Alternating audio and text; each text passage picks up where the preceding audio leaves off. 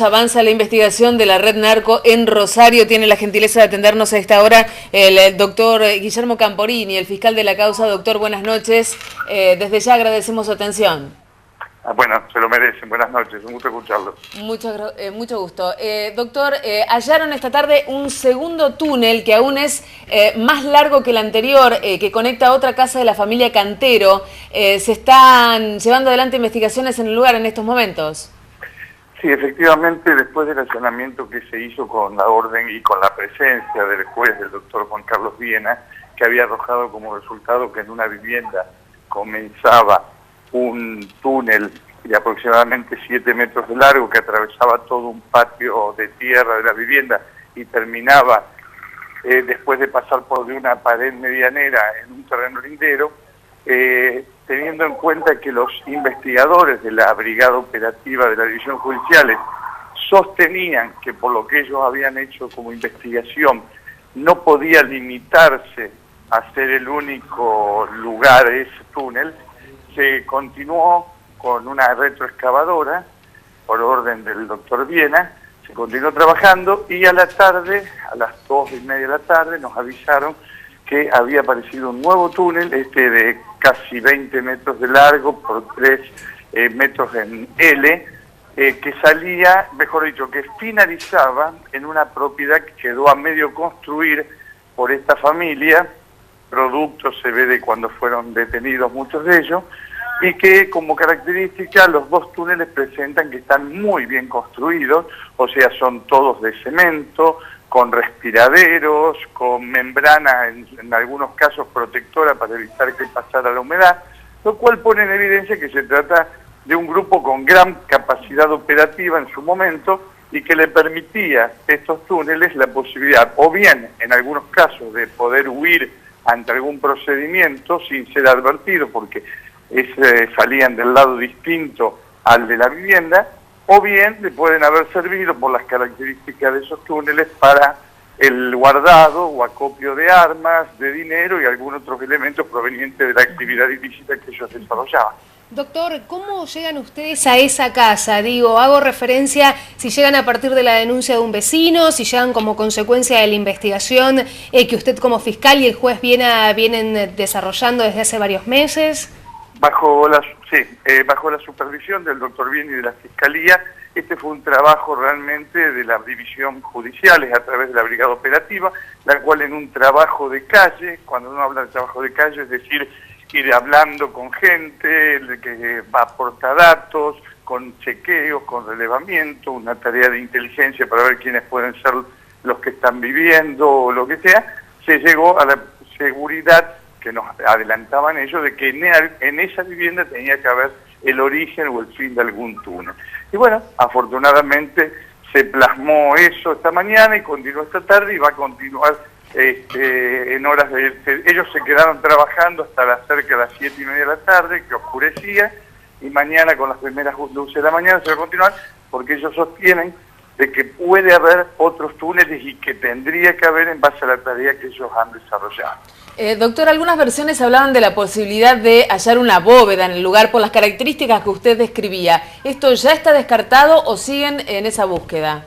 Mire, eso siempre se habló, como se hablaba también de los túneles, y se decían que era un mito. O sea, hoy ya no podemos decir que haya sido un mito. Ahora, lo que sí, yo le digo, bóvedas no hemos encontrado, pero sí, yo por eso le destaco que el primer túnel, que no es tan largo, tiene una característica muy importante, que es de que estaba todo recubierto, la parte del cemento, con una membrana, que es evidente que eso demuestra que lo que se quería evitar era el paso de humedad, y a su vez tenía respiraderos ese túnel, o sea que externos, que salían hacia el exterior. Con lo cual, por eso yo destacaba, tranquilamente puede haber servido para que se pudieran acopiar distintos elementos, entre los cuales podría haber dinero, podría haber sustancias vinculadas con algunas de las operatorias de ellos, armas, etcétera, ¿no es cierto? O incluso podría haber sido... para escapar. Sí, perdón, hubiera podido ser utilizado para estar por lo menos algunas horas escondidos en ese lugar, ¿no? No, es más, o sea, tiene toda la aptitud para haber sido utilizado para escapar y estaba hecho también con eso, porque le vuelvo a repetir, si usted inicia un allanamiento en ese lugar por el frente, como tendría que hacerse, y puede escapar tranquilamente, sale del otro lado que no podía ser visto por quien estaba entrando, porque terminaba en la parte exterior, o sea, hay una pared medianera que la pasaba por debajo, ¿se entiende? Perfectamente. Claro. Doctor, cuando llegan a esta casa, ¿había alguna persona? Digo, ¿hay detenidos en el marco, bueno, ahora del descubrimiento, del hallazgo de estos dos túneles? Mire, no, o sea, en uno está en un terreno que estaba, el terreno estaba baldío, el inicio, porque ahí antes había habido una vivienda de esta gente que la tenía abajo, pero como yo le destacaba, la característica que terminaba o comenzaba en una vivienda que estaban construyendo y que sabemos que pertenece a esta familia. Ahora, en la otra vivienda está viviendo un hermano de la que era la pareja del pájaro cantero, pero el juez interpretó, y creo que no equivocadamente, por el contrario, acertadamente, que no había elementos válidos como para disponer la detención de esta persona, por cuanto, amén de que solamente se encontró el túnel que demuestra ese túnel que es de muy antigua data, o sea que era de la época en que ellos operaban perfectamente, esta gente hace muy poco tiempo que está viviendo y en consecuencia al no haberse secuestrado ni armas, ni dinero, ni nada que los vinculara directamente con lo que era la operatoria, se interpretó que no era necesaria la detención de este hombre. Bien, doctor, le agradecemos muchísimo estos minutos y lo dejamos seguir con su labor.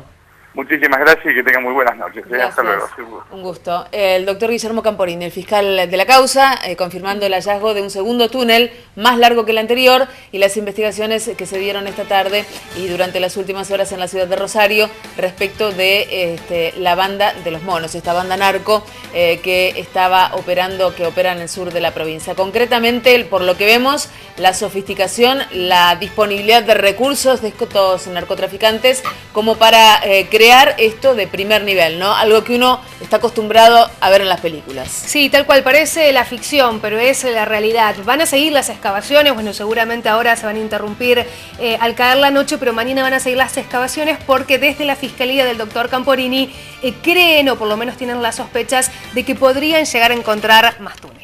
Seguimos hablando sobre narcotráfico y sobre todo de esta polémica instalada para el debate y el análisis en la Argentina respecto de las posibilidades ciertas de la policía de hacer frente a la lucha contra el narcotráfico, o si efectivamente debería darse intervención a las Fuerzas Armadas para colaborar en esta lucha o bien dejarlas en manos de este poder.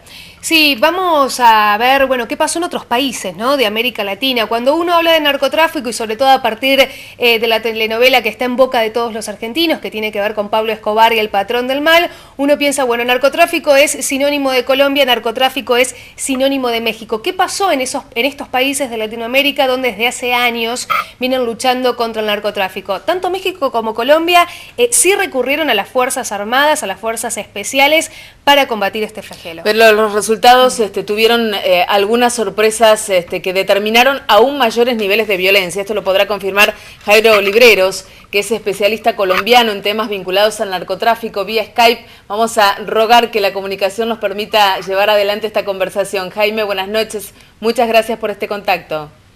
Andrea, Jessica, muy buenas noches. Bueno, concretamente hablábamos de esto, del efecto no deseado a la hora de haberle dado intervención al ejército en lo que es la lucha contra el narcotráfico en países como Colombia y México. Eres un estudioso del tema. Fundamentalmente, ¿qué podrías decir al respecto? Yo creo que hay varias aristas por destacar. La primera de ellas es que siempre que se vinculan a las fuerzas militares se hace por motivos oportunistas, por motivos políticos y por motivos de corto plazo. ¿Por qué? Por motivos eminentemente políticos o politiqueros, para ser más precisos. Sí, estamos teniendo algunos problemas de comunicación. En algunos países se considera que la policía es ineficaz, corrupta e ineficiente.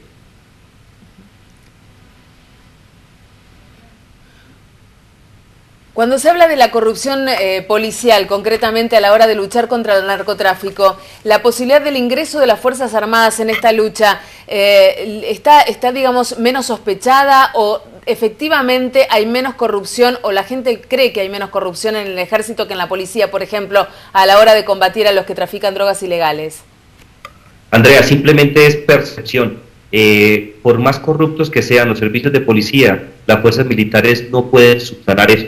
Las fuerzas militares simple y llanamente llevan un mensaje de tranquilidad y en cierta medida de transparencia a la sociedad civil en el corto plazo, pero los daños que se producen en materia de violación de los derechos humanos, muertes efectivas y de manera particular trastornos de la institucionalidad local no se pueden subsanar durante muchos años. Es el caso de Colombia, de Perú, de México, en donde esta fórmula en un comienzo fue eficiente, pero que en el corto plazo se afectó por completo el tema de seguridad pública. Jairo, en el caso colombiano, digo, donde vos sos especialista y experto en temas de narcotráfico, los distintos gobiernos colombianos recurrieron justamente a las Fuerzas Armadas para combatir el narcotráfico.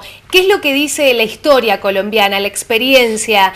¿Se logró saldos positivos o en Colombia pasó lo que vos justamente estabas diciendo recién, ¿no? Sociedades más inseguras, sociedades donde hay más fragmentación social, entre otras cosas.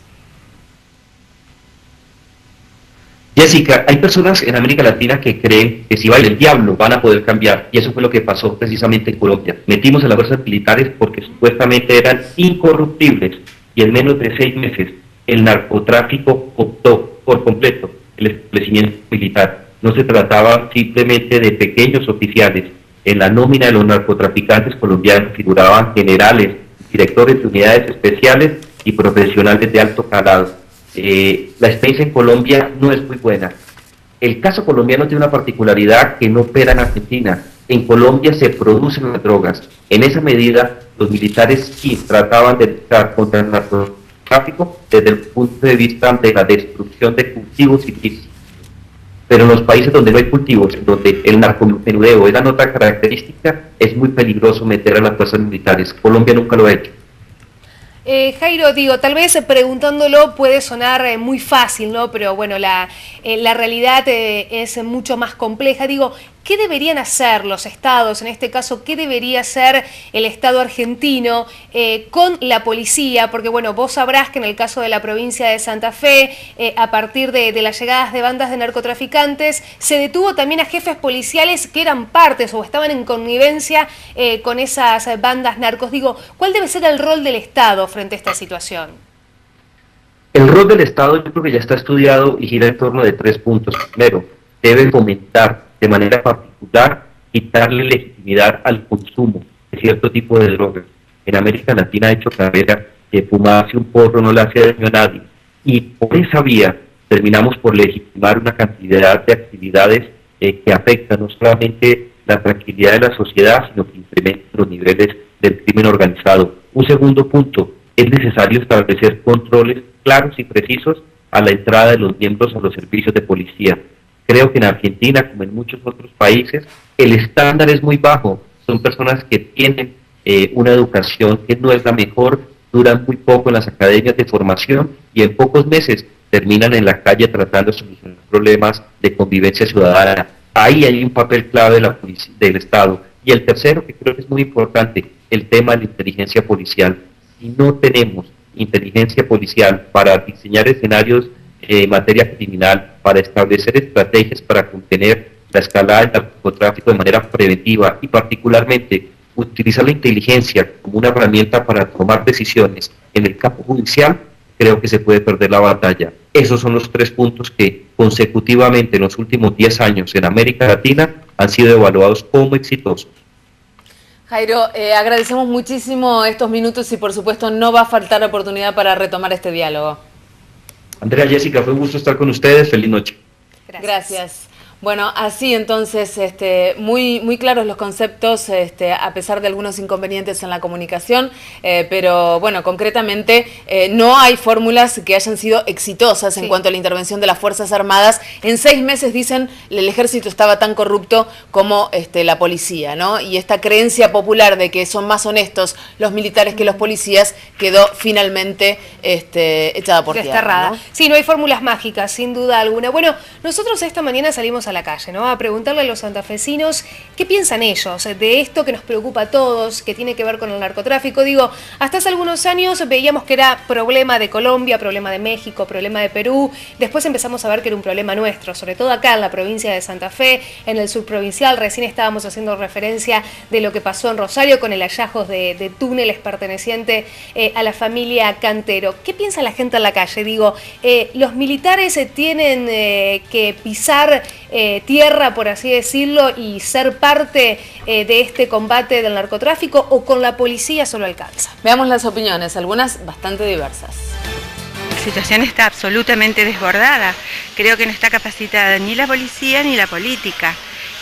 Tendrían que tomar tanto a nivel nacional como provincial en todo el país, consultar con expertos y establecer un plan serio de lucha contra el narcotráfico. La posibilidad de que el ejército intervenga para combatir esta problemática, ¿a usted qué le parece? Más que pensar en el ejército, en cuerpos profesionales de élite, especialmente capacitados, que pueden ser de la policía, pueden ser de las fuerzas de seguridad, pero no el ejército como institución. No, ni la policía ni el gobierno. Primero tendría que empezar el gobierno a dar ejemplos y a instruir a la policía para que se dedique a ese tipo de delitos. Tendría que estar Gendarmería, que es la fuerza que tiene que cuidar las fronteras y dedicarse a ese tipo de delitos. Yo pienso que la policía en muchos casos está involucrada, protege a los narcotraficantes. Pienso que hay policías que están en el negocio. En ese caso, ¿sería necesaria la intervención del ejército? No, el ejército está para otra cosa. Eso tendrían que los políticos y el gobierno es responsable de lo que pasa. Deberían asegurar, poner más seguridad, tomar carta en el asunto. Si la policía está entrenada, si tiene líderes que la lleven para ese lugar, y sí, creo que sí. ¿Usted cree que la policía está capacitada para poder controlar este delito? No. En ese caso, ¿cree que debería intervenir el ejército, como es una de las cuestiones que se está debatiendo? Totalmente. Estaríamos mejor. ¿Por qué motivo cree que tendría que controlar? Estábamos mejor, querida. Yo estuve en la época que el ejército estaba en la calle y se podía caminar tranquila y no te asaltaban, no te mataban, no te asesinaban como ahora. Es un tema sumamente serio, hay que buscar especialistas, particularmente en los países que han sufrido este problema, y particularmente la policía tiene que asesorarse. Creo que tienen todas las armas, depende de ellos. ¿La intervención del ejército, usted la vería necesaria en una situación así? Sí, sería lo último, pero hoy el ejército creo que todavía no está. Creo que la policía es la que le corresponde. Creo que no está preparada la policía, creo que incluso no les conviene a muchos. Se nota que hay una mano del narcotráfico muy grande sobre la policía. Todos los días salen noticias de comisarías o cuestiones que han demostrado que estaban en connivencia con ellos. No, me parece que no estamos preparados ni cerca para lo que tenemos que hacer, y preocupa porque es una realidad que cada día es más grande. En este caso, ¿qué opina de la posible intervención del ejército para combatir esta problemática? Bueno, en realidad no está para eso, pero bueno, bienvenido sea. Cualquier fuerza que utilicen, en tanto y en cuanto funcione y sirva y aporte, va a ser algo muy, muy bueno, muy útil. Me parece que el fondo de la discusión es si hay políticas diseñadas especialmente y la intención, y hay decisión política firme de combatir el narcotráfico en la República Argentina. La doctora Griselda Tesio nos acompaña en esta noche. Muchas gracias por haber aceptado la invitación y bienvenida. Al contrario. Bueno, hace 7 años usted estaba en la Fiscalía Federal en uno de los juzgados de Santa Fe, concretamente atendiendo causas vinculadas con el narcotráfico, con una situación bastante diferente a la que tenemos hoy en la provincia de Santa Fe. Lamentablemente la situación se ha agravado en forma notoria, y a las noticias que todos los días debemos dar nos remitimos, ¿no? Yo entré en la Fiscalía Federal en el año 84 y me fui en el 2007. A partir de mediados de la década de los 90 empiezan a instalarse en la Argentina bandas de narcotráfico, sobre todo después de la muerte de Escobar Gaviria. Yo quiero que ustedes recuerden que la viuda y el hijo de Escobar Gaviria entraron al país casi en sigilo. Y en ese momento la prensa le preguntó al ministro Corach, que era el ministro del Interior, sobre esta cuestión. Estaban lavando dinero y habían comprado más de 24 propiedades de primera gama. Y el ministro Corach dijo que absolutamente no, Migraciones y las fuerzas internas nacionales tenían noticia de la cuestión. En ese mismo momento el presidente Menem, que estaba en Nueva York, en un encuentro de Naciones Unidas, ante un requerimiento de la prensa, dijo, en el mismo momento que Corach decía que no, dijo que sí, que habían entrado y que la Argentina les había dado asilo. Entonces, esto significa que en la Argentina desde hace muchísimos años no se le dio importancia, no se le dio tratamiento, no hubo un plan organizado de lucha contra el narcotráfico a nivel nacional, porque yo quiero recordar a la audiencia y a las autoridades nacionales que el tema del narcotráfico es un delito federal, no es un delito provincial. Y yo escucho permanentemente hablar de la instalación del narco y de las ramificaciones del narco en Rosario, pero también tenemos que mirar en el primer, segundo y tercer cordón suburbano de la capital federal, donde los varones de la droga están absolutamente ligados a muchas autoridades políticas. Entonces, esta es una cuestión que debe ser atacada desde todos los niveles. Hace unos meses, en la Facultad de Derecho, de aquí de la Universidad del Litoral, se hizo un encuentro de 2 días en un convenio Universidad, Gobierno de la provincia de Santa Fe y la Fundación Eber, donde vinieron expertos mexicanos, colombianos, brasileros y bolivianos. Y yo quiero decirles a ustedes que ellos trajeron una cantidad de cifras, pero de ayer a la tarde, cuando estaban exponiendo, que a nosotros nos dejó helados. ¿Información sobre el narcotráfico en la Argentina? No, en el mundo. En el mundo. En el mundo. Manejan 90.000 empresas a nivel internacional de primerísimo nivel, porque hay que lavar dinero. Prestan dinero a los estados que dicen que los van a combatir. Una de las formas que nadie se anima a decir, ni a hacer, ni a tocar, es intervenir las cuentas bancarias, no en el banquito de a la vuelta de mi casa, en los grandes bancos con sedes en Nueva York, en Londres, en Berlín. ¿Quién le pone el cascabel a ese gato? Y otras de las cosas que dijeron estos expertos, que me parece atinadísimo, ya ni siquiera el narcotráfico es un delito nacional, ya ni siquiera lo podemos combatir de fronteras adentro de los países. Estamos hablando de un delito global, por darle una denominación. Probablemente, a mí no me gusta usar la palabra combatir porque es una palabra muy de guerra, muy militarizada, no me gusta, pero probablemente tengamos que hacer bloques regionales. Argentina, Uruguay, Brasil y Chile, por decir, o Paraguay, para poder enfrentar... Unificar criterios con medidas concretas. Unificar criterios y unificar formas de acción y unificar sistemas de inteligencia, porque a la manera del Plan Cóndor, esto trasciende las fronteras. ¿A quién le importa? ¿A los colombianos les importan las fronteras de Colombia o a los mexicanos? ¿A los carteles de ellos? No. Seguro.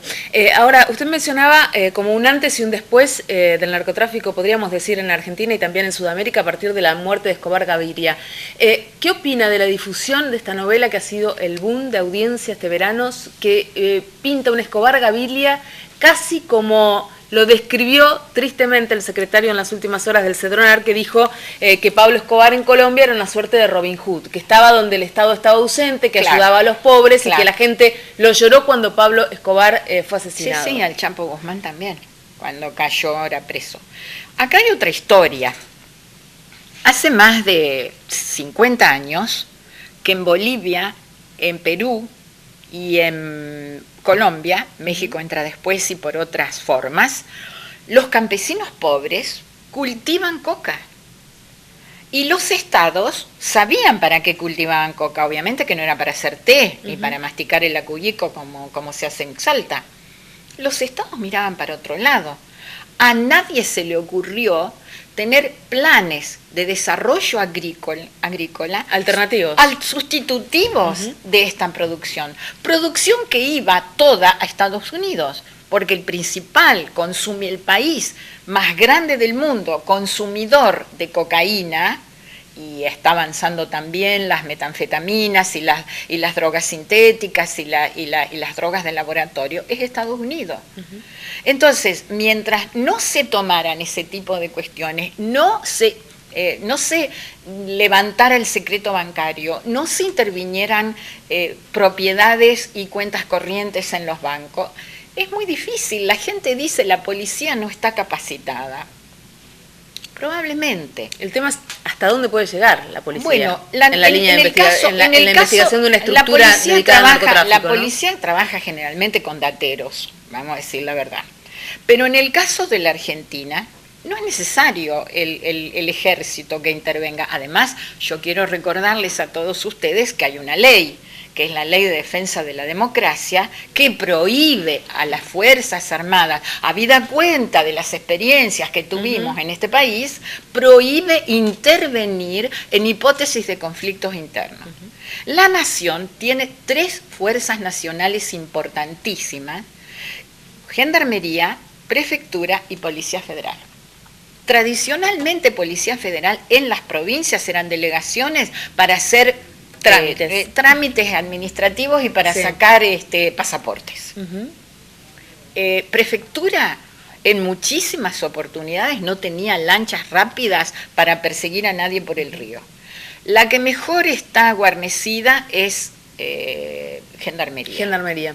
Griselda, le preguntaba acerca de la difusión de esta serie del Patrón del Mal, porque realmente uno, la verdad es que yo la veo con mucho interés, veces. Porque realmente, bueno, uno que ha conocido o que ha leído alguna vez la historia de este hombre, pero incluso hasta han logrado, yo no sé si por las características del actor y demás, despojarlo de una crueldad absoluta, porque se le atribuyen 10.000 asesinatos a Escobar Gaviria, y me parece que cuando uno se descuida y pierde de vista esa realidad y se mete de lleno en esta ficción, hasta lo pintan como un personaje demasiado humano, ¿no? Y muy cercano a la gente. Andrea, ¿es bueno, es malo que este tipo de series tengan tanta repercusión? Eso es una cuestión de censura previa en la que no me metería jamás, ¿no? Hay una película famosa, La Caída, que habla de los últimos días de Hitler y parece un abuelito bueno y un viejito que estaba derrumbándose, cosa que no era tan así. Pero yo voy a decir una cosa, yo estuve en un congreso de Derecho en Medellín, ya se había producido la carta de los obispos y de los curas del tercer mundo, la carta de Medellín. Yo estuve en el año 92, 93. A las 11 de la mañana no se podía andar por la calle, por las balaceras, y ahí de noche ni contarles, por las balaceras de las distintas bandas. Pero el tema de por qué Escobar Gaviria o el Chapo Guzmán, que ha confesado no saber bien si tiene entre 2.000 o 3.000 muertes, pasan a ser de repente, o como los jefes de las favelas en Río, pasan a ser de repente una especie de Robin Hood, es por la ausencia de Estado. Porque además de esas cosas de las balaceras, yo vi en Medellín niños trabajando en la construcción de 5 años pasando ladrillos. En Medellín la gente pobre, no tenía obra social, no tenía jubilación y se morían en los zaguanes de las casas, viejitos de 80 años o de 70 y pico de años. Es decir, cuando no hay Estado, Colombia sería en esos momentos el ejemplo de no Estado.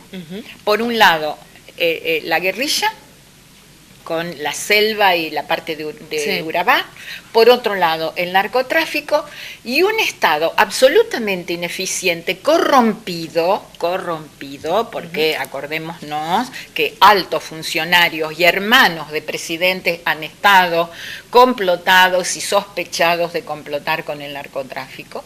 Entonces, en los países donde el Estado no está presente, estas bandas armadas avanzan, lamentablemente. Vamos a ir a algunas opiniones en nuestro Facebook sobre el tema. Jessy, ¿qué dice la gente? ¿Qué dicen nuestros televidentes? Sí, bueno, los televidentes se contactaron rápidamente al Facebook de Reporte 2, Veo Santa Fe, con esta consigna que te dábamos hoy desde muy temprano, que tiene que ver si la policía puede sola frenar el avance narco o necesita de fuerzas especiales como las Fuerzas Armadas. Cristian Ponce dice, cuando quieres realmente frenar algo, arbitras los medios para hacerlo. Tiene que existir un real compromiso, dice Cristian, un compromiso político de hacerlo, que no sean solo palabras y sí más actos.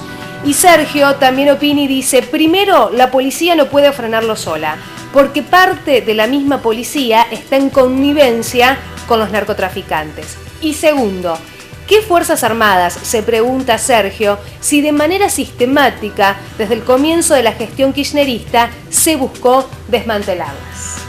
Algunas de las opiniones de nuestros televidentes a esta hora que tiene que ver justamente con el tema que le planteamos hoy. Doctora Tessio, ¿se ha avanzado en algo en los últimos meses en esta relación que ha sido muy dificultosa entre la nación y la provincia, puntualmente en el tema de la lucha contra el narcotráfico? ¿Hubo algún acercamiento? Sí. ¿Hay algún cambio en la situación que nos permita ser un poco más optimistas respecto del futuro? Sí, yo creo que sí. Ustedes saben que Bonfatti es un político muy moderado y buen negociador. Y yo creo que se ha avanzado a pesar de voces disruptivas de algunos personajes desconocidos de segunda o tercera línea que acusaron al gobierno de Santa Fe de narcosocialismo. Eso fue una expresión tan desoladamente infeliz que verdaderamente hasta el momento no se puede explicar, porque con ese criterio las fuerzas nacionales que no son eficaces, nosotros podríamos decir, y el gobierno nacional que no tiene ninguna importancia estar tirándose cartas para ver quién tiene el ancho de espada, ¿verdad? Entonces yo creo que sí, que se ha avanzado, y es más, este jueves, o sea, pasado mañana, en Rosario, en la Facultad de Derecho de Rosario, viene la Procuradora General de la Nación y algunas personas de su elenco y algunos otros ministros, y de acá va el gobernador y ministros, han sido invitados, hemos sido invitados los legisladores, y va a haber todo ese día una jornada sobre lo que se llama no solo el narcotráfico, que es lo que más nos abate, nos golpea a nosotros en este momento, sino lo que se llama la criminalidad compleja, que en otro momento pudo haber sido el terrorismo, el contrabando, tráfico de armas, porque también tenemos que recordar eso, ¿verdad? La trata de personas es una criminalidad compleja que excede las fronteras, el tráfico de armas excede las fronteras, y nosotros tenemos un caso muy tremendo en la Argentina donde se voló media ciudad, en el caso de Río Tercero, sin culpables. Y todo el mundo, claro, salió absuelto. Doctora, respecto del tema del narcotráfico concretamente, recién hablábamos hace algunos minutos con el fiscal, entonces yo me preguntaba, grandes establecimientos que se compran de un día para otro con fortunas que nadie sabe de dónde salen. En localidades, por ejemplo, yo me acuerdo hace unos meses que se difundieron imágenes aéreas de una mansión en Pérez.